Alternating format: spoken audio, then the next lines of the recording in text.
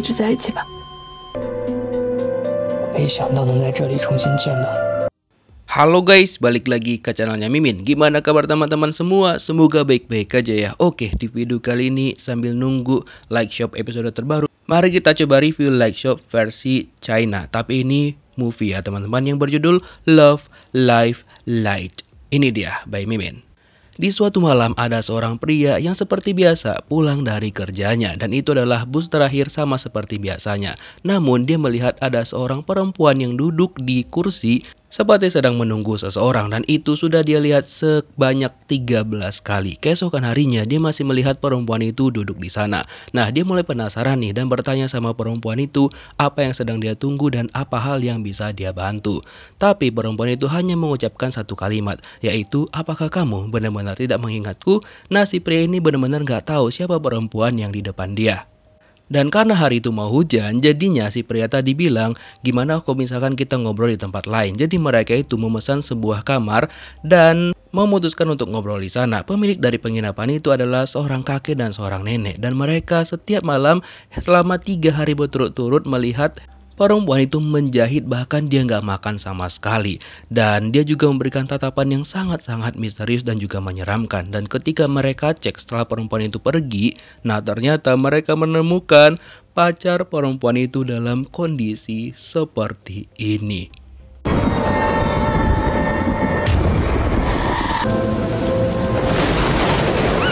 Dan gak ada yang tahu kemana perempuan itu pergi. Nah, kemudian si kakek dan nenek tadi membawa si pria tadi ke rumah sakit. Nah, sementara itu seseorang yang berada di rumah sakit yang berprofesi sebagai perawat yang bernama Shunian.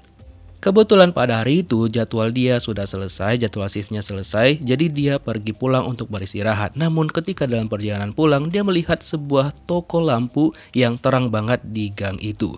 Dan karena penasaran dia masuk ke sana. Lalu tiba-tiba aja pemilik dari toko tersebut, penjaga tokonya, bilang sama dia bahwa dia tidak seharusnya berada di tempat itu. Lalu dia disuruh pulang, dan kayaknya di dekat situ ada sebuah kecelakaan karena terdengar suara ambulans. Lalu Shunian pergi ke sana dan dia bertemu dengan pacarnya, ada seorang ibu dan juga seorang anak dan juga seorang kakek-kakek. Nah, setelah itu mereka memutuskan untuk pergi dari sana karena sudah banyak banget petugas yang datang ke sana. Nah, tapi sesuatu hal yang aneh ketika mereka melewatin sebuah dinding, itu bayangan hanya cuma bayangan Shunian aja yang terlihat, sedangkan yang lainnya itu nggak kelihatan sama sekali. Dan secara kebetulan mereka itu ternyata tinggal di dalam satu komplek apartemen. Nah, si kakek tinggal di lantai 1, si ibu dan anak tinggal di lantai 2, dan Shunian tinggal di lantai 3. Dan ketika Shunian lagi tidur, tiba-tiba aja di jendelanya ada seseorang yang berbisik sama dia yang mengatakan bahwa apakah dia mengenal si pria tua, 2 orang perempuan, dan juga ibu dan anak. Lalu diceklah sama Shunian tapi nggak ada siapa-siapa. Dan hingga dia menyadarin bahwa dia sedang bermimpi buruk dan dia ceritakanlah sama pacarnya. Lalu pacarnya bilang ya mungkin itu karena Shunian kecapean aja. Terus mereka mendengar si ibu dan si anak itu lagi bertengkar, lalu mereka hampirin lah. Nah, menurut si anak yang bernama Zuzu, dia bilang ibunya memaksa dia untuk tinggal bersama ayahnya karena kebetulan mereka berdua sudah bercerai. Si anak nggak mau, lalu si ibu mencoba untuk memberikan pengertian sama si anak. Lalu mereka masuk ke dalam rumahnya dan si ibu mengatakan kepada Zuzu bahwa dia memang harus tinggal bersama ayahnya karena dia ngerasa bahwa ayahnya bakal ngerawat Zuzu dengan sangat-sangat baik. Tapi Zuzu nggak mau, dia bilang dia pengen terus tinggal bersama ibunya. Dan yang cukup aneh adalah kuku ibunya itu terbalik. What?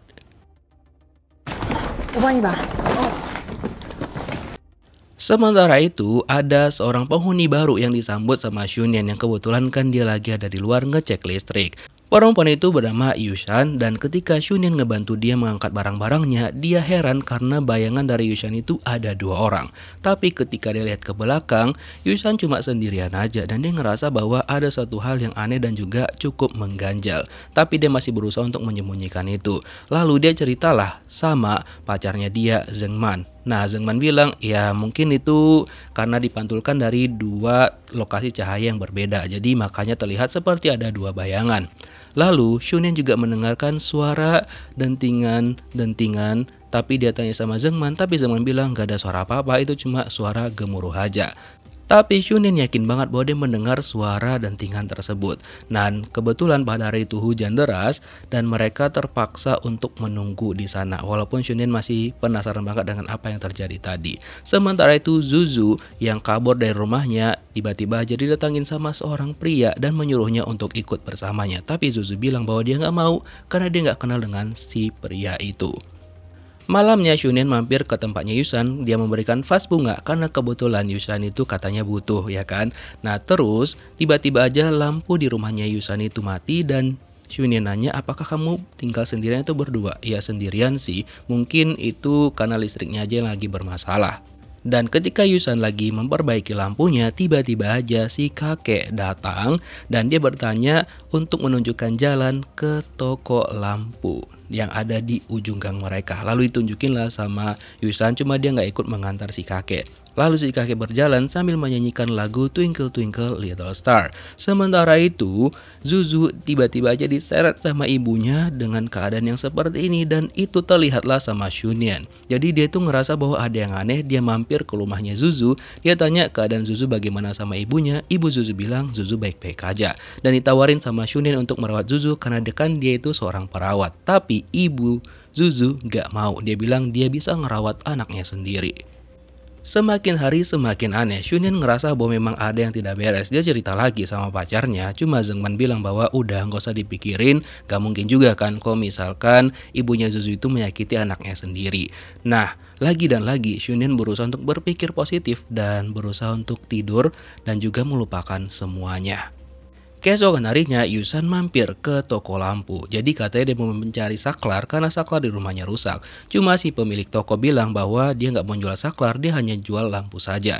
Terus si pemilik toko bilang sama Yusan, Yusan harusnya tahu apa penyebab mengapa lampunya seperti itu. Apakah benar saklarnya atau memang lampunya yang rusak. Jadinya Yusan memutuskan pergi dari sana karena nggak ada hal yang dia butuhkan. Dan dia berpapasan dengan ibunya Zuzu. Malamnya Shunin mau mampir ke toko lampu dan di tengah jalan dia dihampirin oleh seorang pria yang pakainya itu penuh dengan pasir. Nah dia bertanya lagi nih sama Shunin dengan pertanyaan yang sama, apakah dia pernah melihat bapak tua, satu orang ibu dan anak dan juga dua orang perempuan. Nah karena takut Shunin langsung masuk ke toko lampu dan ceritalah sama si pemilik toko. Dan si pemilik toko bilang bahwa ya Shunin seharusnya nggak ada di sini karena dia itu pokoknya nggak ada hal yang dia butuhkan di sana. Dan gak lama setelah itu datanglah pacarnya Shunin untuk ngejemput dia karena sebelumnya Shunin itu nelpon dia. Lalu si pemilik toko menyuruh mereka untuk segera pergi dari sana. Nah di sini Shunin cerita lagi nih sama pacarnya bahwa memang benar-benar ada yang aneh dan dia diikutin sama orang gak dikenal tadi. Tapi pacarnya bilang udahlah nggak apa-apa. Nah sampainya mereka di apartemen, Shunin memperkenalkan pacarnya Zengman kepada Yusan. Terus Yusan cerita, kalian denger nggak seorang kakek-kakek yang nyanyi Twinkle Twinkle Little Star di ujung gang? Dan ternyata itu memang si kakek Jiang dan dia katanya dan selalu mengulangi perkataannya pengen ngejemput anaknya. Cuma nggak tahu anaknya itu di mana sekarang. Tapi kalimat itu terus-terusan diulangin sama kakek Jiang. Terus kan Shunin bilang sama pacarnya bahwa kayaknya emang ada yang gak beres deh. Nah terus pacar memberikan ide sama Shunin. Bagaimana kalau misalkan ngumpulin orang-orang di komplek, di apartemen untuk makan bersama. Nanti kamu bisa nanya-nanyain mereka di situ. Ya udah keesokan harinya Shunin mengundang mereka untuk barbekyuan. Dan yang paling pertama dia penasaran adalah ibunya Zuzu karena kan dia selalu memakai sarung tangan. Lalu sengajalah Shunin menumpahkan minyak ke sarung tangan ibunya Zuzu berharap dia ngebuka sarung tangannya, tapi dia malah marah sama Shunin karena maksa pengen ngebuka sarung tangannya.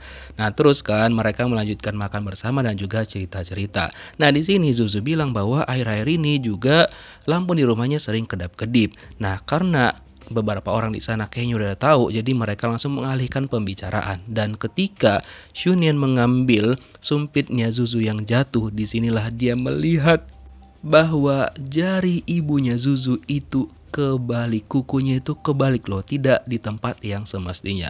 Langsung dia nge-freeze dan dia nggak tahu mau berkata apa. Dan tiba-tiba aja yang awalnya cerah langsung gelap banget dan juga seperti mau hujan. Dan yang membuat Shunin semakin penasaran adalah tiba-tiba si kakek bilang sama Shunin, "Bu perawat, kamu ngapain masih di sini? Udah pergi, cepat-cepat, tolong selamatkan mereka." Nah itu membuat dia kayak bingung banget dan bertanya sama Zengman, itu maksudnya apa? Kok si kakek manggil dia itu dengan sebutan perawat?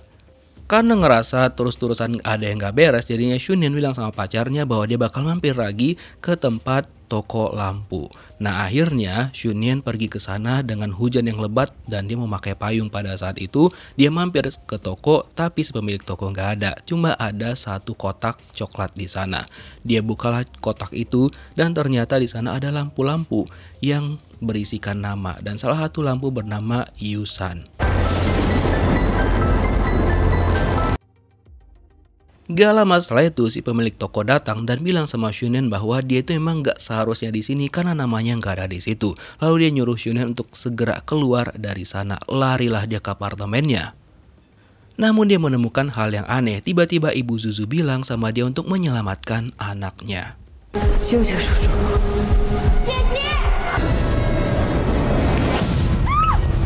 Ketika dia bertemu dengan Zuzu, dia melihat tiba-tiba aja muka Zuzu menjadi seperti ini, penuh dengan luka. Dia kaget banget, lalu dia pergi ke tempat pacarnya tapi nggak bisa dibukain pintu. Dia pergi juga ke tempat si kakek, dia mendapatkan payung kuning banyak banget dan foto si kakek penuh dengan blood. Lalu dia ke tempatnya Yusan, tapi Yusan juga nggak membukakan pintu untuk dia. Karena Yusan sebenarnya mau ngebuka pintu, cuma dia kayak terjebak di dalam sana. Dan berpapasanlah Shunyan dengan si kakek. Lalu kepala belakang si kakek bentukannya seperti itu.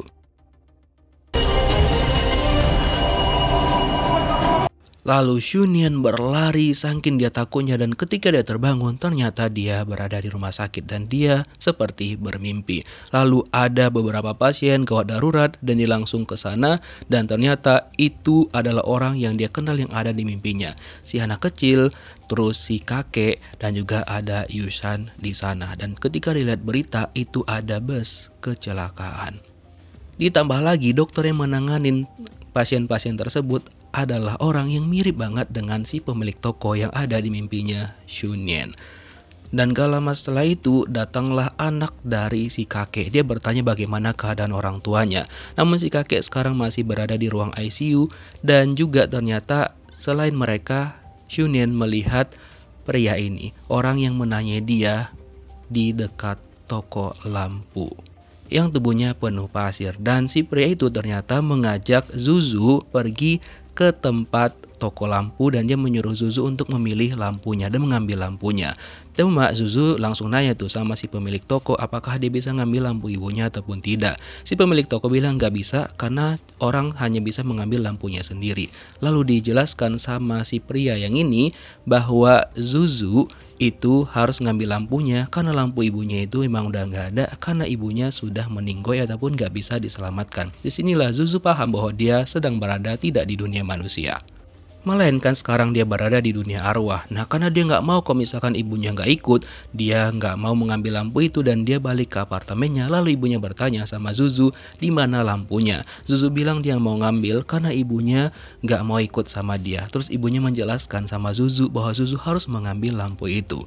Dan diceritakan lagi sama ibunya bagaimana ibunya berjuang menyelamatkan dia. Jadi di hari kecelakaan ibunya kan masih sadarkan diri dan dia berusaha untuk menyelamatkan Zuzu yang tak sadarkan diri pada waktu itu. Zuzu tertimpa beberapa barang, ibunya berusaha untuk mengangkat barang-barang itu agar bisa menyelamatkan anaknya. Makanya kuku-kukunya rusak semua, makanya bentukan tangannya di dunia arwah seperti itu. Lalu diselamatkanlah Zuzu sama petugas-petugas dan setelah itu ibunya. Namun ibunya tidak tertolong karena kehilangan banyak blood. Makanya ibunya berharap banget Zuzu tetap hidup dan bisa melanjutkan hidupnya hingga dia dewasa, menikah dan juga punya anak. Nah akhirnya Zuzu setuju untuk mengambil lampunya dan dia juga setuju untuk tinggal bersama ayahnya dan juga ibu tirinya. Ya sudah, akhirnya Zuzu diantarkan sama ibunya untuk pergi ke toko lampu. Dan di sini Zuzu sebenarnya sedih banget karena dia benar-benar gak akan bisa berjumpa lagi, bahkan bercerita lagi, berpelukan lagi sama ibunya. Dan ibunya juga tetap memberikan pesan yang baik kepada Zuzu ketika di masa depan jangan lupakan ibunya dan ceritalah tentang ibunya kepada anak-anaknya nanti. Dan sesampainya mereka di toko lampu, ibunya nyuruh Zuzu untuk masuk ke sana dan mereka memberikan pelukan perpisahan. Hingga akhirnya Zuzu benar-benar berpisah sama ibunya. Walaupun ini sedih banget, Zuzu harus benar-benar melakukan keputusan ini. Masuklah dia ke toko lampu dan mengambil lampu miliknya dia. Hingga lampu itu akhirnya berpijar dengan sangat-sangat terang banget. Dan itu tandanya Zuzu akhirnya arwahnya dia balik lagi ke tubuhnya, dan keadaannya yang sudah koma akhirnya dia sadarkan diri. Semua dokter-dokter dan perawat di sana senang banget karena salah satu pasien mereka sudah selamat. Namun berbeda dengan kondisi dari Yusan. Sebenarnya Yusan ini bisa diselamatkan, tapi di dunia arwah Yusan akhirnya tahu bahwa selama ini yang ngikutin dia dan yang dipikir sama Shunyen ada orang lain adalah temannya sendiri, teman akrabnya dia yang bernama Jayi. Jadi pada malam itu sebelum mereka naik bus, mereka sempat bertengkar karena Jayi kan sedang sakit. Jadi dia itu pengen kencan buta, cuma dilarang sama Yusan. Lalu mereka naik bus dan kebetulan ada si kakek di sana dan juga si ibu dan juga si anak. Nah karena Yusan lagi ngambek sama Jayi, jadi dia itu memilih duduk terpisah. Dan gak lama setelah itu mereka ditabrak sama sebuah mobil. Dan begitulah kejadian dari kecelakaan yang mereka alamin. Jayi memberikan kode sama Yusan untuk mengambil lampunya karena lampu di rumah Yusan tuh redup banget. Jadi dia bilang udah mampir aja ke toko lampu. Nah di sini Yusan belum paham betul maksud dari Jayi. Dia langsung pergi ke toko lampu dan sebenarnya dia itu pun sudah hampir sadarkan diri dan Shunyen itu seneng banget. Tapi ternyata ya Yusan memutuskan untuk tidak mengambil lampunya dan tetap bersama Jayi karena dia tetap bersama-sama pengen sama sahabatnya selalu. Cuma Jayi ini bilang bahwa dia pengen tetap bahwa Yusan ini udah kamu hidup aja gitu. Tapi ini sudah keputusan yang dibuat sama Yusan bahwa dia nggak bisa hidup tanpa sahabatnya. Dia nggak bisa sendirian gitu aja. Jadinya dia memutuskan untuk tidak berjuang untuk hidup hingga akhirnya Yusan diumumkan sudah kehilangan nyawanya. Aduh, tapi ya begitulah hidup ya guys ya. Penuh dengan pilihan dan Yusan memilih jalan itu. Sementara itu, kakek Jang dia masih berjuang untuk bisa tetap hidup dan anaknya itu sedih banget dan berharap bahwa ayahnya bisa hidup dan dia mencari-cari di mana keluarga dari supir truk pasir yang nabrak ayahnya. Tapi dokter bilang bahwa si supir truk pasir itu gak ada keluarga. Dan kita flashback sebentar, jadi sebenarnya kakek Jang itu dari dulu pengen banget jumpa sama anaknya. Cuma anaknya memang yang agak-agak gimana, dia gak mau jumpa sama Pak Jang ini. Hingga akhirnya Pak Jang tuh pun nyerah di hari itu, jadi dia memutuskan untuk pulang menggunakan bus itu. Dan dia sering banget menyanyi lagu Twinkle Twinkle Little Star. Dan di truk yang lain yang mengangkut pasir, itu drivernya adalah lelaki ini yang tubuhnya dipenuhi dengan pasir di dunia arwah yang ditemuin sama Shunyen. Jadi pada waktu itu dia ditelepon sama seseorang dan didesak gitu loh guys. Nah karena itulah dia nggak fokus hingga akhirnya dia nggak bisa mengendalikan mobilnya dan menabrak truk tempat si kakek dan juga yang lainnya berada. Nah terus Shunyen bilang sama dokter bahwa dia memasangkan headset ke si kakek yang nyanyinya itu Little Twinkle Little Star. Dia berharap dengan mendengarkan lagu itu, hidup si kakek bisa terselamatkan, semangat hidupnya balik lagi. Dan ternyata anak si kakek sudah berada di sampingnya dan mendengarkan lagu itu juga sambil menangis dan juga minta maaf kepada ayahnya. Nah di dunia arwah akhirnya si supir truk menemukan si kakek lagi tergeletak karena dia udah gak sanggup lagi. Lalu dia menggendong si kakek untuk diantarkan ke toko lampu karena berharap bahwa nama si kakek ada di lampu itu. Karena sebelumnya kan dia cek bahwa nama si kakek itu memang ada di lampu tersebut, yang berarti bahwa harapan hidupnya masih ada. Sehingga dia akhirnya sampai mengantar si kakek di toko lampu dan dia langsung berpamitan sama si kakek. Si supir truk benar-benar kayak mencari mereka semua karena dia ngerasa bersalah dengan itu. Jadi dia mencari arwah-arwah yang lagi koma untuk segera menyelamatkan mereka. Nah akhirnya si kakek sampai di sana, masuk ke dalam dan diberikan lampu sama si pemilik toko lampu. Hingga akhirnya lampu si kakek berpijar terang dan dia balik lagi ke tubuhnya, arwahnya balik lagi ke tubuhnya dan dia sadarkan diri dan bertemu lagi dengan anaknya. Anaknya seneng banget karena ayahnya akhirnya selamat dan bisa sadarkan diri. Sementara itu si supir truk memang dia meninggoy di tempat dan dia sudah melaksanakan tugasnya dengan baik walaupun pendengarannya masih agak kurang, sehingga Shunyen langsung mengorek telinga si supir truk dan akhirnya dia di dunia arwah merasakan bahwa telinganya sudah kembali normal hingga akhirnya dia bisa pergi dengan tenang. dan tugasnya sudah selesai mencari arwah-arwah yang dia rasa dia bertanggung jawab untuk itu.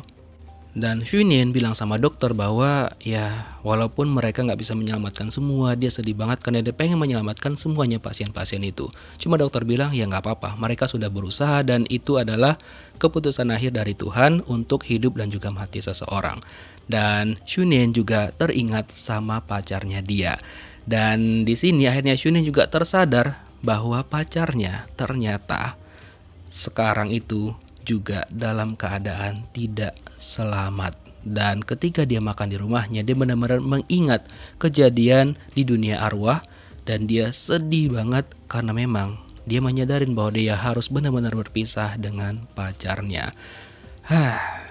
Kenapa pacar Xunin berada di sana? Nah, ternyata di bus yang ditumpangin itu, semua orang yang berada di sana ternyata bus itu dikendarain sama pacarnya Xunin, Zhengman. Zhengman adalah supir dari bus itu yang bertabrakan dengan si supir truk yang membawa pasir. Karena memang profesi dari Zhengman adalah supir bus ini. Dan di malam hari kejadian, Xunin melihat bahwa Zhengman juga ada di sana, tapi memang tidak bisa diselamatkan. Betapa sedihnya dia hingga akhirnya dia menyadarin semuanya, bahwa yang selama ini dia alamin hanya di dunia arwah. Dan ketika di dunia arwah, dia berpamitan sama pacarnya. Dan pacarnya juga senang banget karena awalnya dia kira bahwa dia itu nggak bisa jumpa sama Xunin, tapi akhirnya bisa lagi. Dan ketika datang ke toko lampu, pacarnya dibilang sama si pemilik toko bahwa dia bisa ngebantu Xunin, tapi jangan bawa dia masuk terlalu dalam. Dan Xunin bisa ke dunia arwah karena rasa kangennya dia sama pacarnya, Zhengman. Nah, akhirnya, kenangan-kenangan yang sudah mereka ciptakan di sana, kesalahpahaman di antara hubungan mereka yang sebelumnya, karena Xunin kan sempat ngambek karena pacarnya ya mungkin jarang hubungin dia karena lagi sibuk waktu itu. Dan akhirnya semuanya bisa mereka selesaikan dan juga Xunin teringat masa lalunya, bagaimana pertama kali mereka bertemu dan bagaimana mereka memulai hubungan mereka yang sebenarnya itu romantis-romantis saja dan juga nggak banyak masalah. Adapun masalah hanya masalah kecil yang bisa mereka selesaikan. Hingga akhirnya Zhengman ngajak Xunin di sini untuk sebagai salam perpisahan di antara mereka berdua. Jadi bus di sana sudah menunggu dan Xunin benar-benar mengucapkan selamat tinggal sama pacarnya dan berharap bahwa suatu saat pacarnya bisa mampir lagi ke mimpinya dia. Lalu mereka berpelukan sebagai tanda perpisahan dari mereka. Lalu Xunin benar-benar ngelepas pacarnya dan ketika pacarnya ngebawa bus itu, ternyata di dalam sana ada Yushan dan juga Jiayi dan juga mamanya Zuzu Xiaomei. Setelah itu Xunin balik lagi ke dunianya, dunia manusia. Dan dia menjalani kehidupannya seperti biasanya dan dia sudah berusaha untuk mengikhlaskan kepergian pacarnya. Dan si kakek akhirnya sudah bertemu sama anaknya, sudah hidup bahagia dan dia bertemu dengan menantunya dan juga cucunya dia. Dan sementara itu Zuzu juga hidup bahagia dengan ayahnya dan dia untungnya mendapatkan ibu tiri yang baik banget. Dan kita balik lagi ke yang awal-awal tadi, kan penasaran kan sama ini, si cowok berkacamata yang bertemu sama si cewek di awal-awal tadi. Ternyata si cewek itu adalah tunangannya dia yang katanya sudah meninggoy. Cuma nggak tahu meninggoynya itu karena apa dan mengapa pacarnya itu ngejahit tubuhnya dia, ngejahit bagian perutnya dia. Jadi begitulah endingnya, walaupun agak gantung, cuma di cerita utamanya itu selesai semua. Dan kita akhirnya tahu di Like Shop itu apa yang diperbuat sama si Mbak Kunti dengan si Mas Kacamata. Berarti dia ngesayat perutnya si Mas Kacamata dan juga ngejahitnya. Cuma kenapa-kenapanya mungkin bakal dijawab di drama Like Shop. Oke guys, segitu aja. Thank you for watching guys. See you on next video. Bye bye.